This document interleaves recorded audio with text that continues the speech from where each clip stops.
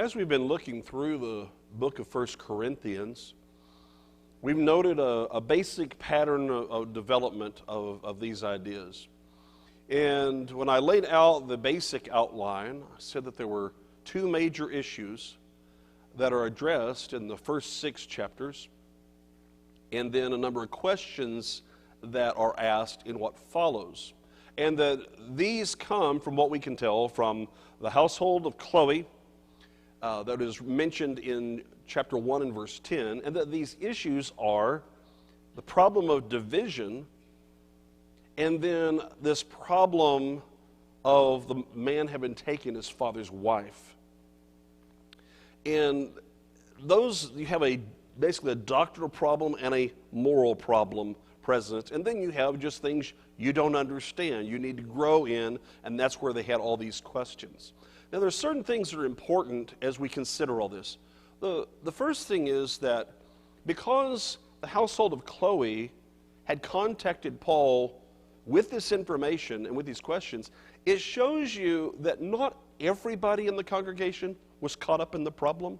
Some were there that recognized they had issues, and I think that's important for us to remember, that there were some people, not the majority it would seem, but there were some that said, we need to bring Paul into this because we've got some problems here. And that's why the contact was made. And I think that's going to be important as we look here.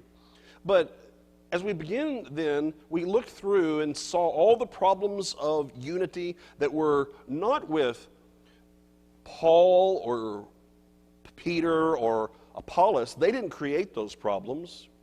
And as we saw the development through the early part of the book, it turns out as we get to chapter 4, that's not really where the problems were. They were the individual people in Corinth that were dividing up and wanting to be important. And that was where the issue is, and why he transferred these thoughts and these ideas to himself and to Apollos to illustrate the problem so that they would come to see in themselves how they needed to behave and to correct these things.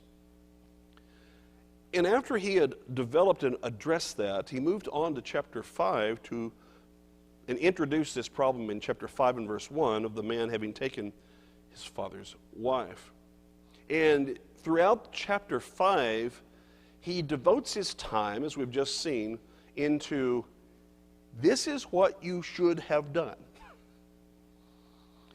In other words, you handle this entirely the wrong way. As a congregation, you got all excited and about how loving you are. I have no idea. I don't even know that song.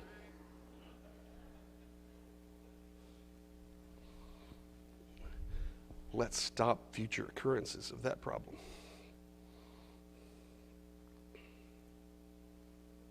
Yes. Oh, thank you. They say hi. They're doing okay. They're doing better, but they are still in quarantine. I am barely out myself, but they're doing okay. Thank you, John. As we then move past the idea of what they were to do and what they'd done wrong, they were just ignoring the sin and basically drawing attention to how loving and tolerant they were, and that this was to be celebrated. And Paul says that is exactly the opposite of what you don't tolerate sin, you address sin. And he then illustrates that for the benefit of the person in the sin, verse 5, and then for the benefit of all the congregation, verses 6 through 8, to keep the congregation pure and keep that influence out, and then to talk about understanding the mindset in verses 9 through 13. That the importance of actually withdrawing from stepping back from those things. Now, this concept, and then we're going to get into chapter 6, that concept of church discipline, one thing we need to make sure we understand before we leave it is that's very different from shunning. I hope you saw that as we went through it.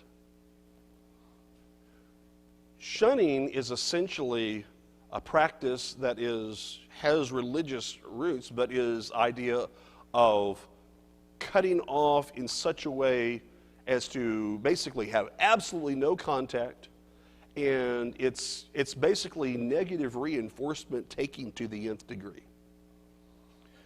Whereas with church discipline, it is an isolation so that the contact made focuses on the spiritual issue. It's not a total cutting off of the person. It is saying, I want this person, we cannot enjoy all these other things. What we need to do is recognize that this right here is a problem. We can't enjoy all the other until this is addressed. Those are two very different things. And we need to make sure we understand it differently and we distinguish it as being different when we're thinking about it. Otherwise, you end up in this idea of shunning is what church discipline is about, and then basically going on to the other side of ignoring it, which is what the Corinthians were doing, and you end up with an either-or fallacy, which is choosing between two things that are both wrong, instead of doing things the right way and how God says it. Now, as we move into chapter 6, with that being in the background, and I'm going to show you why that does matter here in a moment, he moves on and he says something that is just, remember, there were no chapter divisions. He's moving through this. And then he says in verse 1 of chapter 6, dare any of you, having a matter against another, go to law before the unrighteous and not before the saints? Now, I'm going to start by asking, does it seem rather odd to have just had this discussion about church discipline, and then the next thing he says is, hey, don't be suing one another? Anybody else here think that that's, I'm going to raise my hand and say that feels a little bit odd as a transition. The rest of you think it's totally normal, which makes you odd. Okay? Yes.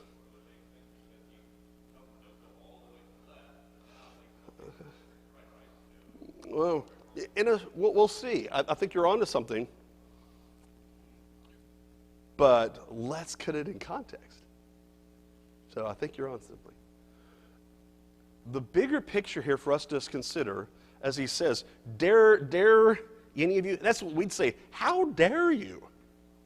How dare you, having a matter against another, go to law before the unrighteous and not before the saints? And here's how we do this, and here's where the problem comes in. We isolate this, and now we say, okay, what can we take from this? The one lesson we can take is, don't go to law against your brother. Okay. Never? What kind of law were they talking about? What were they doing? Why did he bring this up here? This is strange. I mean, does this mean you can't prosecute a brother who, I don't know, stole money from you? Can't prosecute him? Can't go to law? Can't go to the courts? Now, the wording in the, I'll tell you, the wording in the original is a little more generic than it is in your translations. It actually is this word judge is reappearing multiple times, or forms of the word judge that we already saw in chapter 5 2 times, is now appearing, but within a more specific context. Going to be judged is what going to law is. That they can judge. So that's actually part of what we see here. Okay, so can you not, someone comes in and you find out that it was a brother who committed a crime, you don't turn them in? Is that what this is saying? You are very non-committal this morning. Who are you protecting? You know somebody. Paco? Yes, he's a brother if he commits a crime. You do things wrong, don't you, Paco? I mean, I'm not saying anything, I know anything. You never known a brother that committed a crime? I have. Still a brother. Brother who sinned.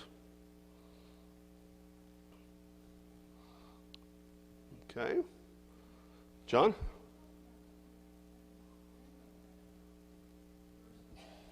Okay, good. Good. And this is the difference between a criminal matter and a civil matter. So if in a business dealing, okay, we got anybody who is partners here? Don't want to cause a problem. Two people are partners in a business, and one cheats the other. But nothing can be proven criminally. Is it then wrong for the brother to sue the other for the money, to get back the money that he took based upon this?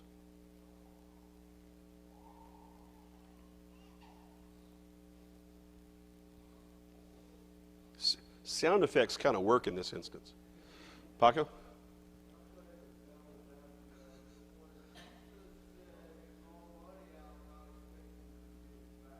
Oh, say that should loan the money out, not expecting to get it back? All right, so what I know from this is that I can't trust you.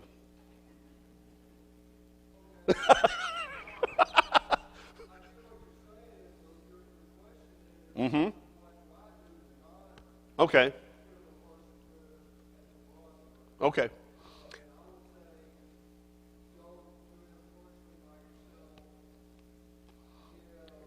Okay.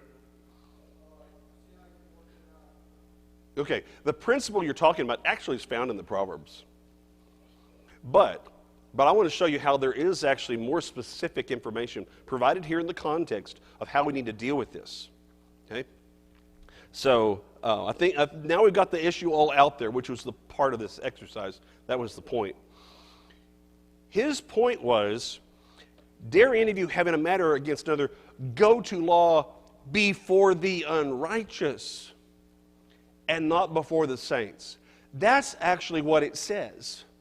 The emphasis is not whether or not there should be judgment rendered, there should be recompense, there should be correction.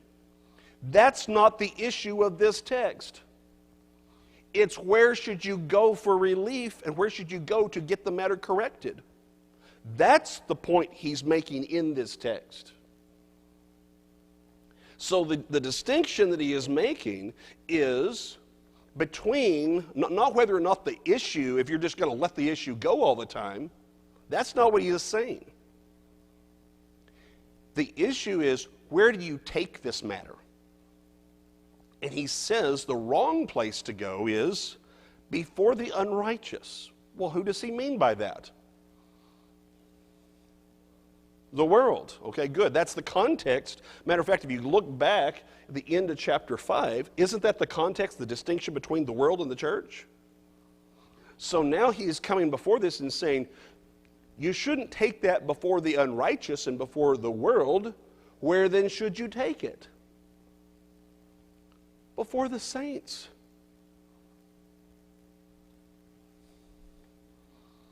Before Christians. Before holy ones. You ought to be looking for resolution. That part's not itself wrong. No, we're going to get to something he says later in this. But that's, right here, he says, that's not the problem. It's, you're looking to the wrong place.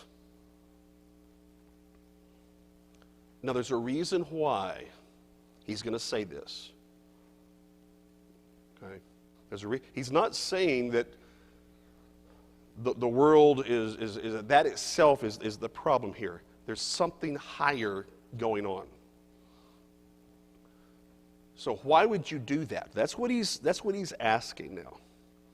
And now he's going to use some rhetorical questions that themselves are not easy. I think the basic point is easy, but they create confusion if we don't put it in an appropriate context. So let's go ahead and read now verses 2 and 3 for these rhetorical questions. Do you not know that the saints will judge the world? And if the world will be judged by you, are you unworthy to judge the smallest matters? Do you not know that we shall judge angels? How much more things that pertain to this life? Okay. So we have 4 rhetorical questions, and they are paired. They are all, though, what I want you to notice, they are all building off of what he said in verse 1 and the distinction that he's made in verse 1. But if we're going to appreciate what he is saying, we have to actually now broaden out to our general context of Scripture so we do not misunderstand what he's saying. John?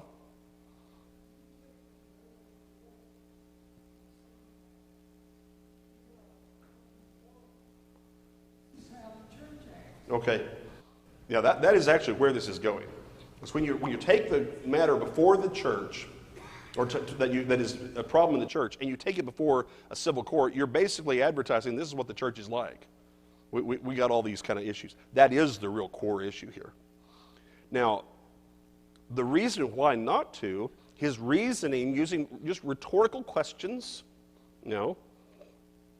as to, and the purpose of the rhetorical questions is why you should take it to the saints and not to the unrighteous. That's the purpose of these questions. Every single one of them. Yes, Tom?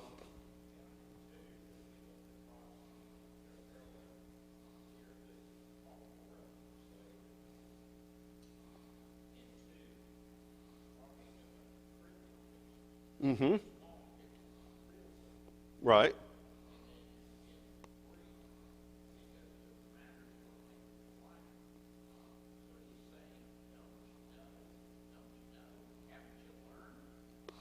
Okay, but yes, but I want to build on what you just said of what he's saying about the contrast he's making.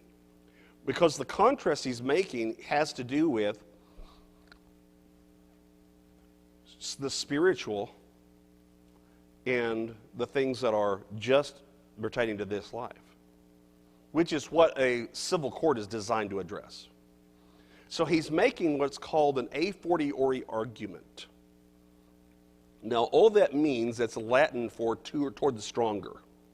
That if this is true on a lower level, then certainly this, he's pointing out if you're capable of this, the big thing, you're certainly capable of the small thing. Okay, so it's basically saying if you can bench press 250 pounds, then I know you can bench press 150 pounds. That's what he's saying. But he's saying it as far as the idea of what you're capable of, and he's saying on the spiritual, which is greater. If you're capable of these things spiritually, then certainly you're capable of handling these things that don't fall in that category specifically that would typically go to a court. So it has to do with the capability of people in the church to make judgments. Now let's look at the questions more specifically, but I have a question to ask first. When are we ever judging anybody?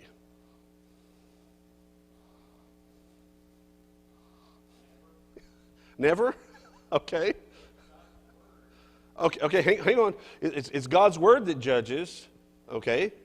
Because we ourselves don't judge. Well, I say we make certain judgments, though, right? I mean, judge righteous judgment, John 7 and verse 24. But what judgment do we not make?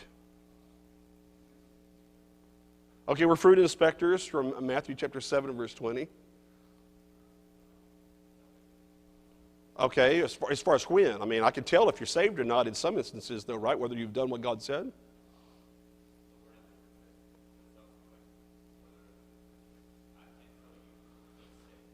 Okay. You're not within my power. I can't make the ultimate determination.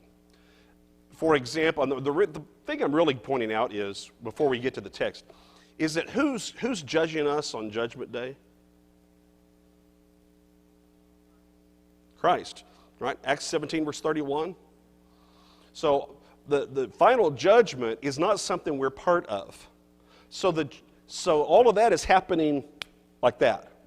So any judgment he's talking about is something that's going on in this life, because we're not judging after this life, or the nature of the judgment is different, is to be understood similar to how the idea of the word is associated with it, right?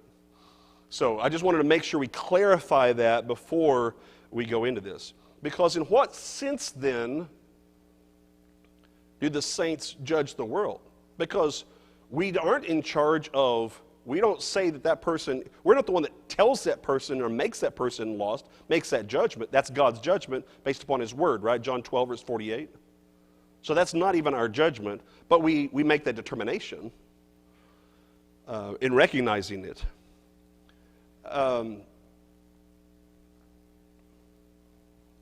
So if you judge the world, in what sense are we judging the world? Okay, of the fact of their sin, okay. Yeah, in that sense, yes. Paco, you had something?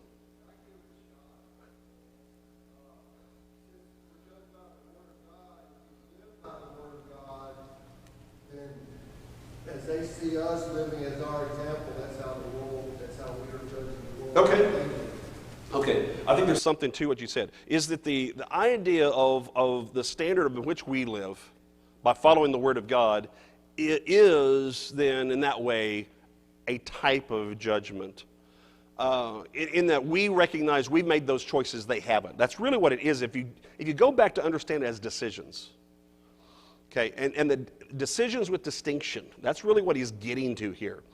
And if you can recognize that the world is wrong, okay, this is a spirit, okay, if you can look at the world and you can judge the things of the world, that the world is not pleasing God, if you're capable of doing that, are you unworthy to judge the smallest matters? If you can know that this situation over here, what they're doing is wrong before God, that behavior is unholy, horrible, are you telling me that you can't figure out something smaller that needs to be handled? See, that's the nature of the argument.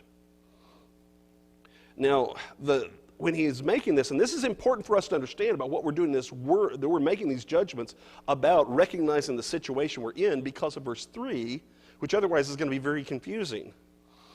Because in verse 3 he says, do you not know that we shall judge angels? Now what's the first thing we need to do when we come across this problem or this word? What's the first thing to consider?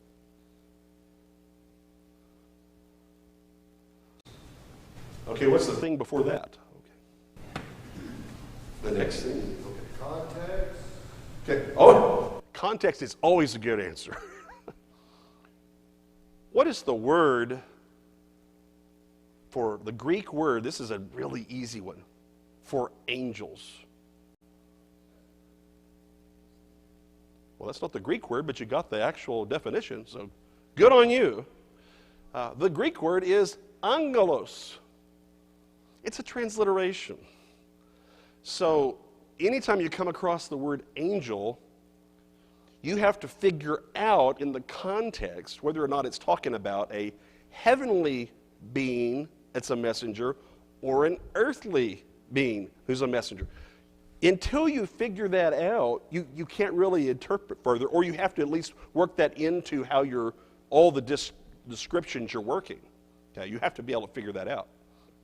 Now again, in terms of what we're going to do, what judgment we're going to offer,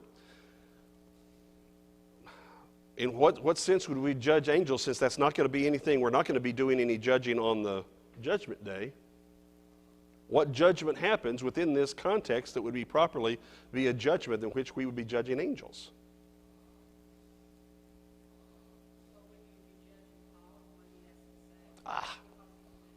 Okay. Yes.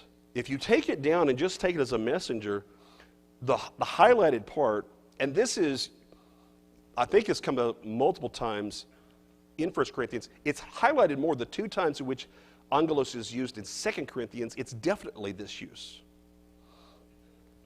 Because why do you say that? Because it emphasizes the message part. Is you're judging whether or not what someone is saying is actually, again, from God. Now, if you're making in both cases a judgment based upon spiritual behavior and spiritual message. Okay? And that's where he then comes down and says, how much more things that pertain to this life. So they're both paralleled. Okay, that the nature of the process is paralleled. Two rhetorical questions in parallel to one another that are saying the same thing. That is, has to do with what you're capable of judging, but you have to put that within the broader context of exactly what judgments you make. Okay? There's no time in which you're going to, say something about any kind of angel as far as a heavenly being in that sense, because that's what God would do. In the same way that He's going to make a judgment, that Jesus is going to make the judgment of ours, who is saved, who is not. But we do judge the world in terms of the right and wrong in the world. We do judge messages in terms of the right and wrong in the message. And there's a responsibility that we have. Now, I realize there's some other possibilities there, and if you want to entertain those, I'll show you why I eliminated them. So if you've got one, that's fine to bring up. It's helpful, matter of fact. So no offense taken. What are other possibilities?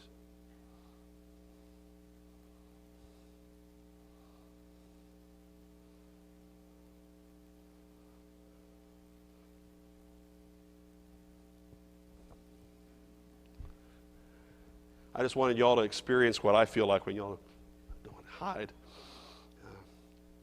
It's that Homer Simpson going back in the bushes kind of thing. Most of y'all don't know what I'm talking about. Y'all do. Okay.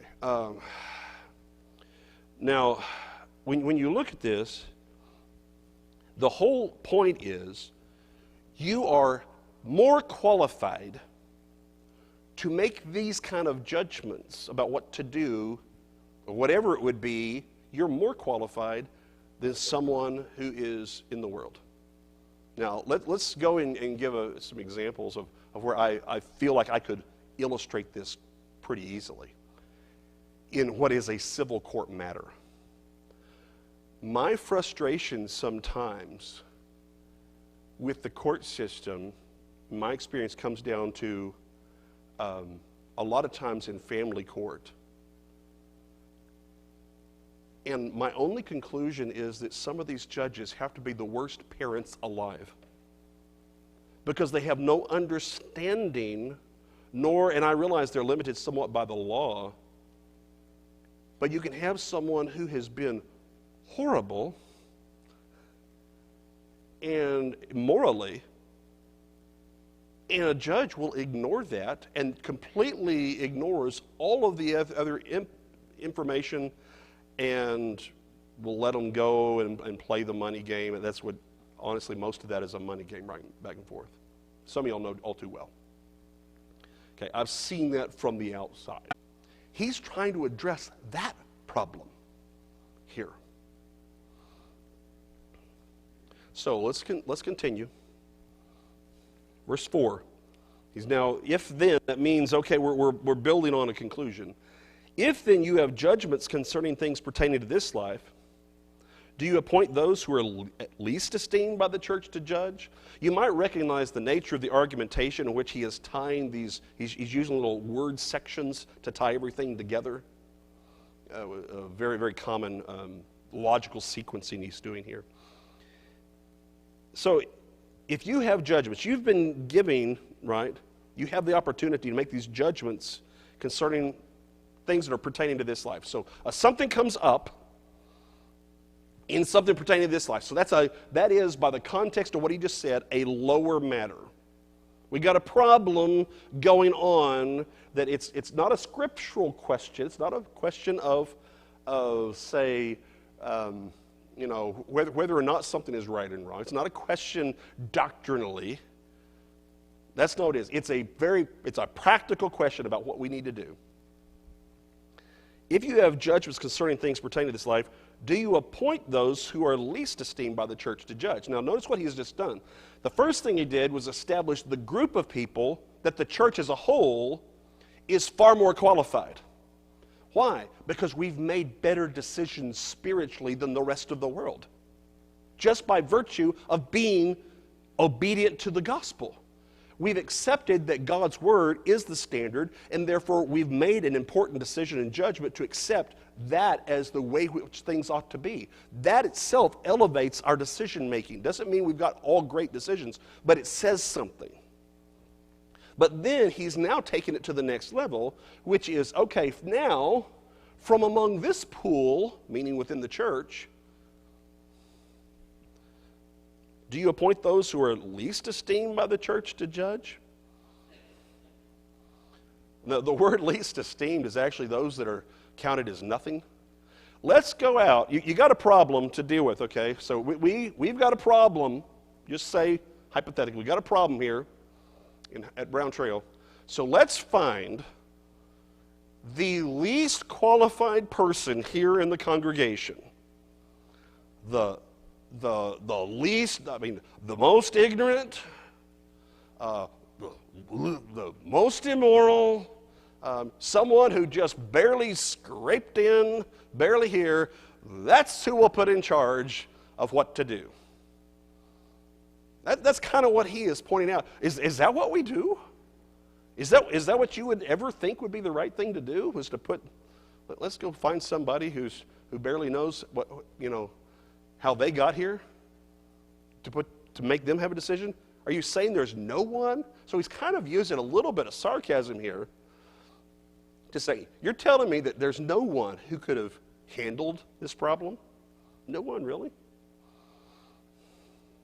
And that's why he says in verse 5, I say this to your shame. I'm embarrassed for you that you would think this way. Why?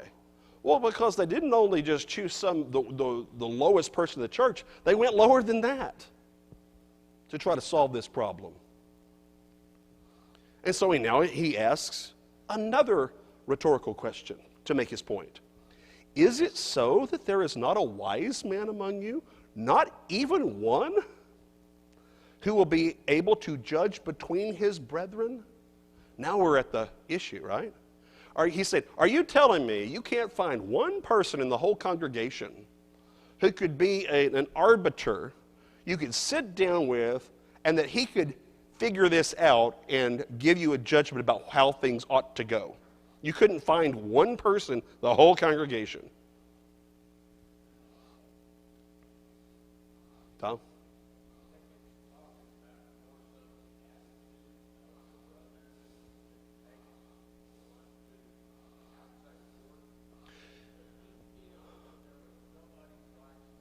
Yes. Yeah, he's definitely addressing. I hope if we have time we'll get there. But yes, that why would you, because in a civil court, somebody has to raise the issue, go and apply it in the civil court and say, I need this decided. Okay, John?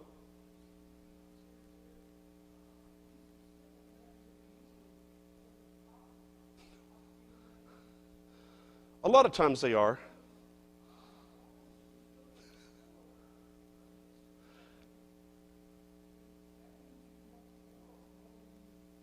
Okay, you trust the world. Yeah, see, that's the problem. He's trusting the world more than the church. Now, maybe it's because the church hasn't handled things so well.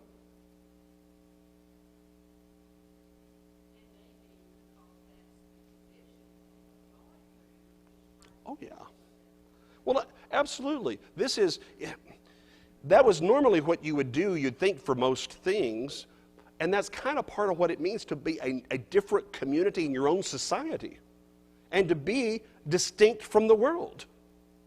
So distinct that you could handle internal matters on your own without the need to appeal elsewhere. That's really where he's going with all this.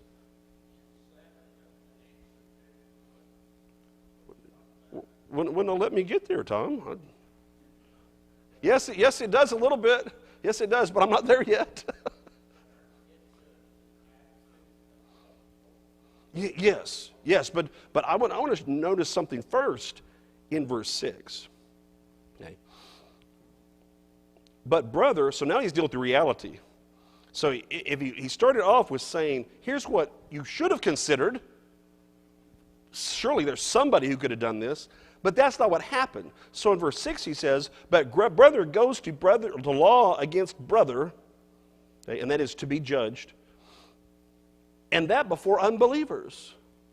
So he didn't choose, go to somebody wise in the congregation to help me figure this out and fix this problem. We didn't do that route. But instead, he did exactly what I said was a problem here. He was building up to it. He had mentioned it in verse 1, showed the folly of it, which was the point of, are you really saying that there's no one qualified to handle this internally? And now he's coming back to the problem here in verse 6. Here's the fact of the matter, is you've got a brother going to law against a brother, and it's not just bad enough that is, you got two people that are at odds with one another for something, but now it's been taken outside of other brethren to unbelievers. Okay? That is what we've done, is we've taken our problem and now we've advertised it. Going back to what John said. Okay? Now we're in verse 7, Tom. So we're going to start drawing a conclusion. Now therefore, it is already an utter failure for you that you go to law against one another. Okay, so basically he said at this point, with what's already happened, we've already got a big mess. Okay, this is already a major, he says utter failure, an utter complete loss in this. Why? Because you go to law, and that's to make judgments for yourselves against one another. And that's where the attitude comes in, but I don't want to get too far. Why do you not rather accept wrong? Why do you not rather let yourself be cheated? Now, don't get to thinking you understand from those words what was going on here. He's talking, though, about what is better. It would be a better thing, and this is what I want you to understand why. Why would it be a better thing for you to accept the wrong than to take it to court to get it righted? Matthew? Say it again.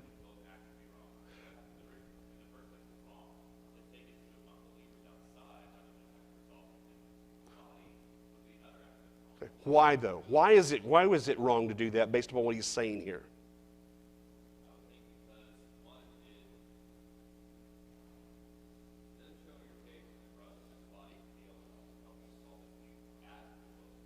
Mm-hmm.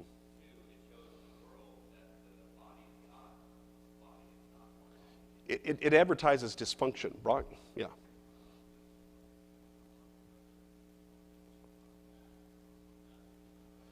Because you're looking for resolution. Resolution with the brother matters more than resolution of the problem. Now, does that mean that you can have resolution with the brother when there's no resolution of the problem? If the brother has cheated you, can you have resolution with the brother without resolving the problem? Macaria?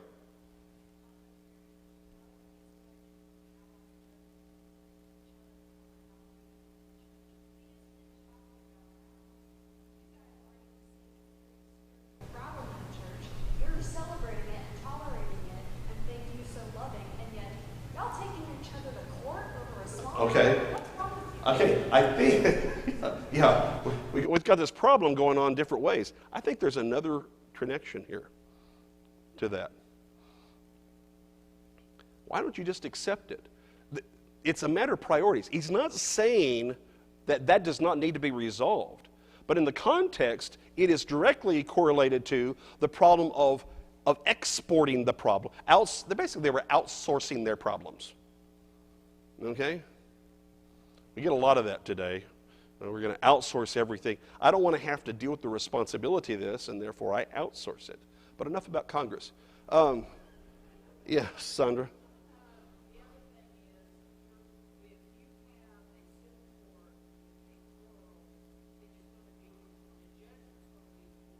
Mm-hmm.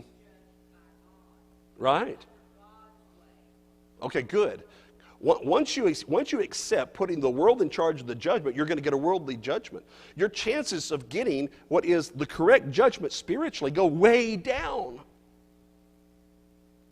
You're putting yourself in the hands of someone that doesn't actually understand things the same way on the same principles.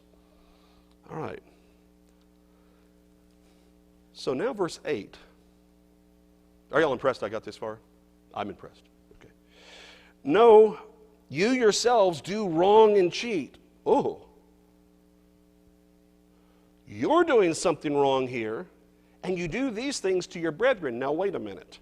In what way can it possibly be said that the person who was wronged, now Paul is accusing of doing the wrong and doing something wrong to the brethren?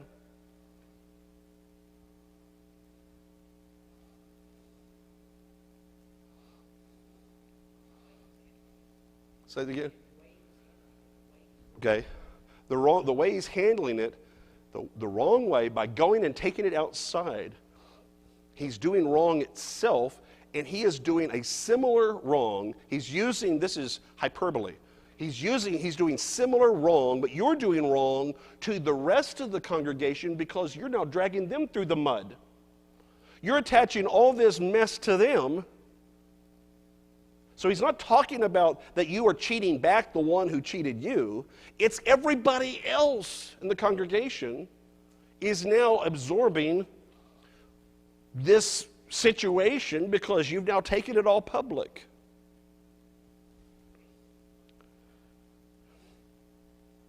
Now, quickly now, because we've got 2 minutes, I want to pose something to you. In what follows, it will start next week. Wait a minute. That was not nice. Okay, I will pose it this way then. The next thing he says is a condemnation of things, beginning with fornicators and adulterers, just like he did in chapter 5. And then beginning in verse 12 through 20, the whole discussion is about fornication, right? What was the original problem? Beginning in chapter 5 and verse 1? An issue of fornication, right? How many problems did I say there were? 2. Chapter 5, he's telling the church how they should have handled it. We just discussed what the Father had done trying to make things right.